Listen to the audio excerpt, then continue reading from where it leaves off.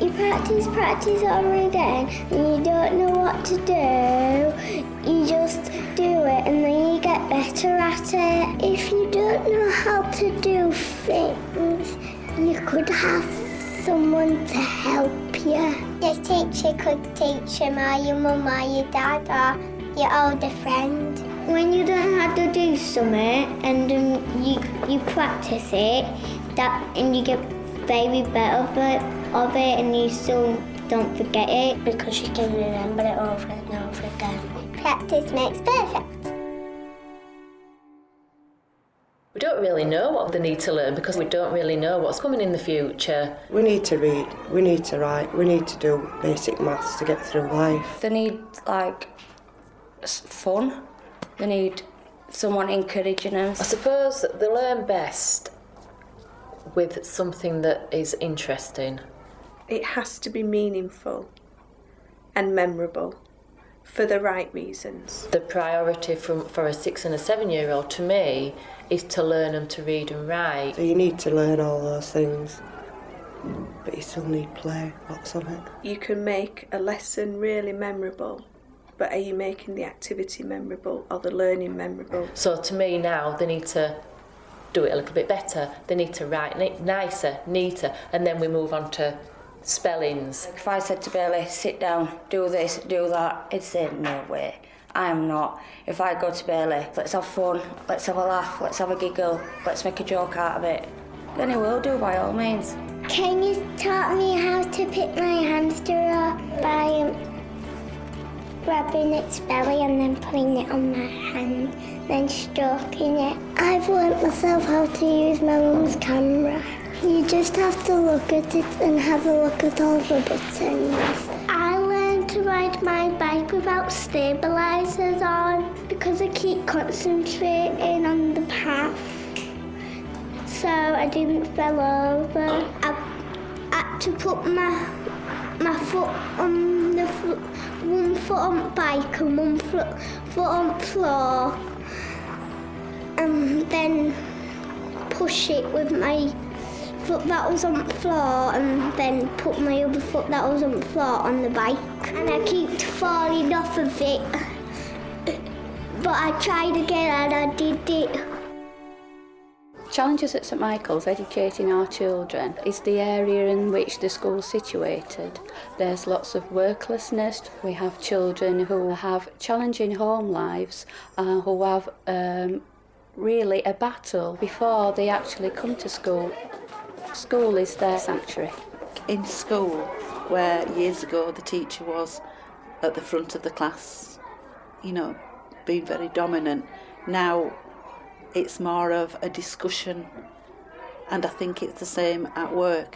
Rather than having a boss who wags the finger and wants X amount of products on the shop floor at so-and-so time, now it's more of a discussion, asking the employees, how can we do it? And I think that is what teachers do now. Rather than shout and scream, it's how can we do this and how can we develop?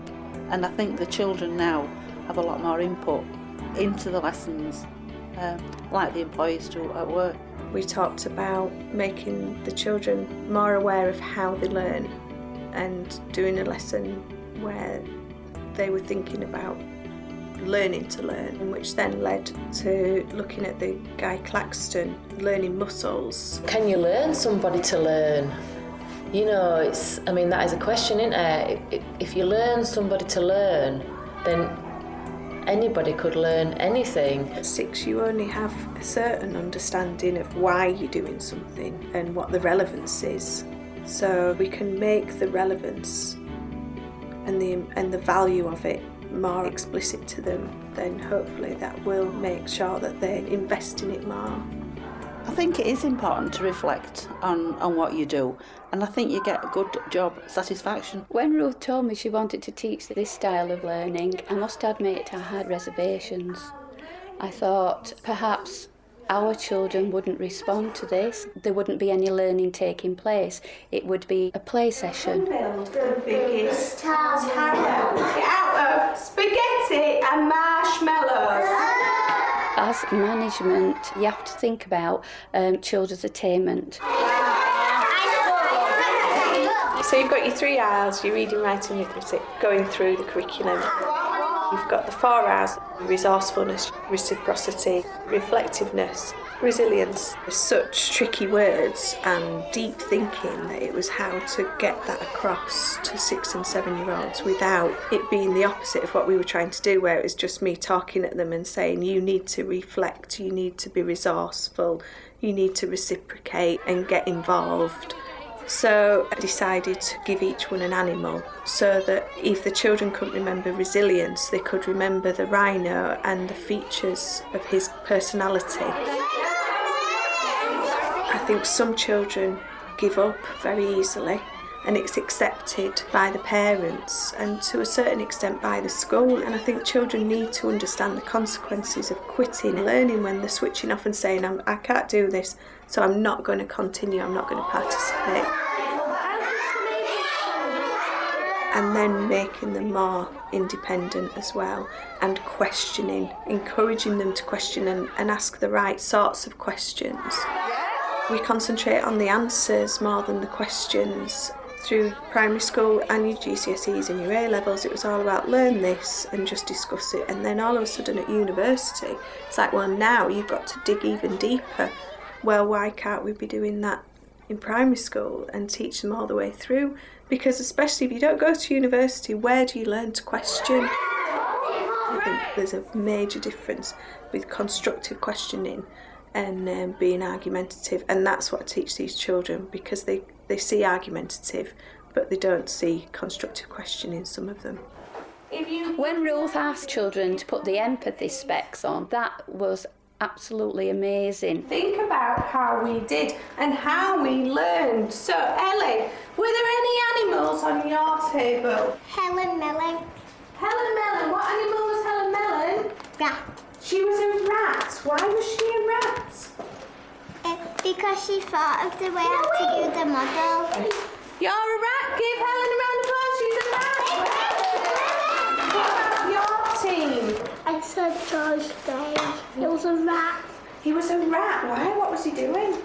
He was building a big tower and then he was looking at it. Right. And was he thinking about what he was doing, or was he using lots of different ways? Was he being a roadrunner or a rat, or was he being both? He was being a rat. He was being a rat because he was doing different ways? Yeah. Dylan, what about this table? I think Bradley, because he was helping really hard to do this with us. And so which animal? I can't remember what I was. So he's a rabbit because he was working well in a team? Yeah. Right, so well done, Bradley. Aww. Anyone else, Dylan? Yeah, no. No. Because when I came round, you told me that these were all good rabbits. Did you change your mind? Did they let themselves down? Oh, you're a tough. Some children who often find it difficult to articulate and don't always have the most sort of commanding voice in the classroom were the ones turning around and saying why they'd awarded those rewards for the different styles of learning, using the different learning muscles, was really positive. I always ask my daughter if she's had a nice day. Most of the time it's, what have you done at school today? Can't remember. I think we put it as that meaning, what have you learned? I've always been told not to ask questions, wait until you've been told by them, not to quiz them because they've had a busy day. Who can tell me anything they've learned? I learned how to make a tower out of marshmallows and biscuits. Jack, Working as a team. what do you think made your team work so well? Putting it all together. You were planning it, weren't you, and really thinking together. I don't want you tonight, though. Are you listening? Yeah. Building towers while you're eating. I've been seeing Ruth's lesson. I've spoke to senior leadership team, and I think it's a way with our children that we could go forward. A lot of our children do learn by doing. They need to think for themselves, to equip themselves for the future. When they came back into school on the Monday and could still speak about those learning muscles, they were still talking about, I'm going to try and be a resilient rhino today, miss, or I'm going to do that because I'm going to be resourceful.